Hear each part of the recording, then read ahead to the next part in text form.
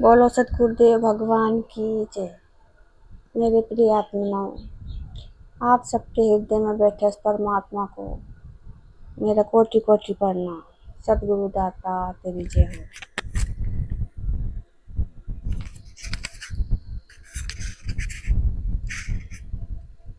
आज मैं आपको थोड़ी सी वीडियो, शॉर्ट वीडियो ही है, छोटी छोटी, वो दिखाती हूँ। और इस वीडियो को दिखाने के बाद दूसरी वीडियो में मैं इनका उत्तर दूंगी, इनका मतलब बताऊंगी। तो आप ये मत सोचना कि किसी ने वीडियो ये बना रखी है और मैं उन वीडियो को दिखा रही हूँ। मेरा मतलब सिर्फ उनका उत्तर बताना है।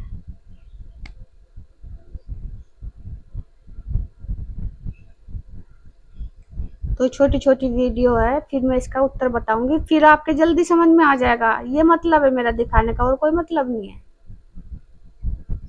और थोड़ी थोड़ी वीडियो में बता के आपको जो विश्वास हो जाए, तब वीडियो दिखाने की भी जरूरत नहीं है। फिर मैं जैसा कहूँगी आप मान तो जाओगे। इसलिए ये छोटी छोटी वीडियो, उत्तर तो मैं इसमें बता सकती हूँ, लेकिन इस फोन में थोड़ी समस्या आ रही कि इसकी वीडियो अगर जो रोकना चाहें तो रुकती नहीं है, चलती रहती है। तो फिर वो चलती रहेगी तो मैं बोलूँगी कैसे रोक के। तो इसलिए मैं पूरी वीडियो ही दिखा रही पहले, और इसका उत्तर फिर मैं दूसरी वीडियो में दूंगी। आप इसे सुनो।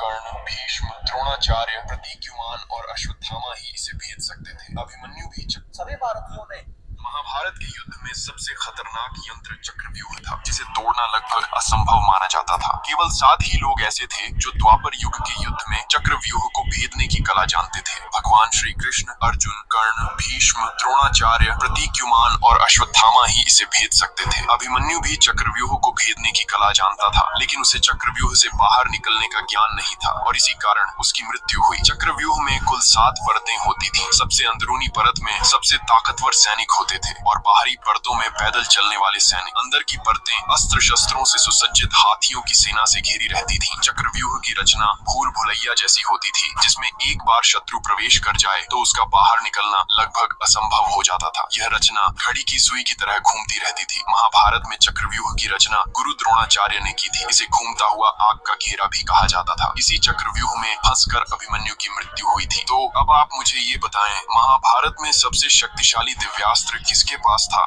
महाभारत के युद्ध में सबसे खतरनाक यंत्र चक्रव्यूह था, जिसे तोड़ना लगभग असंभव माना जाता था। केवल 7 ही सभी भारतीयों ने एक एक कर अभिमन्यु के ऊपर कई सारे बाण छोड़े, जिस वजह से अभिमन्यु लहूलुहान हो गए। लेकिन फिर भी उन्होंने रथ का पहिया उठाकर युद्ध शुरू रखा, और तभी वो क्षण आया जब अभिमन्यु के समक्ष पहुंचे स्वयं कर्ण, और कर्ण ने उन्हें धराशायी कर दिया। कर्ण ने अभिमन्यु को अपने पास रखा और फिर उनसे कहा, हे वीर अभिमन्यु, विश्व के सर्वश्रेष्ठ धनुर्धर बनने की प्रतिस्पर्धा सिर्फ और सिर्फ मेरे और अर्जुन के बीच थी, लेकिन तुमने आज इतना पराक्रम दिखाया कि मैं चकित रह गया। पुत्र, तुमने ये ताज हमसे छीन लिया है। अब दुनिया कहेगी कि ते सारे महारथियों ने मिलकर एक अकेले बालक का वध कर दिया। अब तुम इस नर्क रूपी संसार को छोड़कर हमेशा के लिए स्वर्ग चले जाओ। पुत्र, यही वो कुछ शब्द थे जो स्वयं कर्ण ने अभिमन्यु के कान में कहे थे। अभी महारथियों ने एक एक कर अभिमन्यु जिस दिन जा रहा था लड़ने के लिए, उसने सबके पैर छुए। युधिष्ठिर ने कहा, जीते रहो मेरे लाल। धृष्टद्युम्न ने कहा, जीते रहो मेरे बेटे। चाचाओं ने, नकुल ने, सहदेव ने गले लगा लिया अपने भतीजे को और कहा, जीते रहो। जब उसने मामा के पैर छुए, कृष्ण के पैर छुए, तो कृष्ण ने कहा, यशस्वी भव। जब अभिमन्यु शिविर से बाहर निकला तो द्रौपदी ने कहा, मेरा बेटा देव की सबसे बड़ी लड़ाई लड़ने के लिए जा रहा है। कान्हा, सबने उसको जीते रहो का आशीर्वाद दिया, तुमने नहीं दिया। तुमने उससे यशस्वी भाव का आशीर्वाद दिया, जीते रहो क्यों नहीं बोला? तो कृष्ण ने जो बात कही वही जीवन के युद्ध में भरत वाक्य बनाना। माधव ने कहा कि कृष्णा मैं नहीं जानता कि आज के युद्ध का परिणाम क्या होगा। भांजे को दी है। और ये दावे के साथ कह सकता हूँ कि महाभारत के रण में जीते या हारे कोई भी, लेकिन सबसे बड़े और उज्जवल योद्धा के रूप में मेरे भांजे का नाम लिखा जाएगा। अभिमन्यु जिस दिन जा रहा था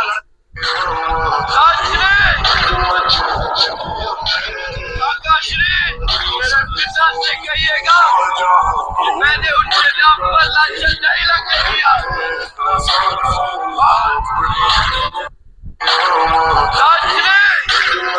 श्री कृष्ण को पहले से पता था कि अभिमन्यु चक्रव्यूह में फंसकर 7 महारथियों द्वारा मारे जाएंगे, फिर भी उन्होंने उनकी रक्षा क्यों नहीं की। पौराणिक कथाओं के अनुसार महाभारत के हर योद्धा किसी न किसी देवता के पुत्र थे। अभिमन्यु भी अपवाद नहीं थे। वह चंद्रदेव के पुत्र थे, लेकिन चंद्रदेव नहीं चाहते थे कि उनका कोई संतान पृथ्वी पर अवतार ले। जब भगवान शिव ने घोषणा की कि अभिमन्यु का जन्म अवश्य होगा, तो चंद्रदेव का पुत्र था अभिमन्यु। जीवन बहुत अल्पकालिक होगा। भगवान शिव की आज्ञा को कोई टाल नहीं सकता। इसलिए अभिमन्यु का जन्म तो हुआ, लेकिन वह केवल 16 वर्षों तक ही जीवित रह सके। जब कुरुक्षेत्र के युद्ध में अभिमन्यु ने चक्रव्यूह तोड़ा, तो नियति पहले ही तय कर चुकी थी कि वह वीर गति को प्राप्त होंगे। श्री कृष्ण स्वयं भी इस नियति को बदल नहीं सकते थे, क्योंकि यह ब्रह्मांडीय संतुलन का हिस्सा था। इसीलिए अभिमन्यु को बचाने के बजाय श्री कृष्ण ने उन्हें महाभारत का सबसे वीर योद्धा बनने दिया, ताकि उनका नाम सदियों तक अमर रहे। तो कमेंट में वीर अभिमन्यु जरूर लिखें। श्री कृष्ण को पहले से पता था कि अभिमन्यु महाभारत के युद्ध में एक पल ऐसा भी आया था जब महारथी कर्ण की मौत। तो जितनी वीडियो ये दिखाई अभिमन्यु के ऊपर, इसका उत्तर मैं अगली वीडियो में दूंगी, क्योंकि ये बीच में फोन रुकता नहीं है ना, तो इसे मैं अच्छे से लिख लूं ताकि मैं कुछ भूल ना जाऊं बताने में, और फिर मैं आपको इसका जवाब दूंगी। जैसा ये दिख रहा है ना, ऐसा है नहीं। जैसा देखने में आता है ऐसा नहीं होता। यही तो भूल भुलैया है।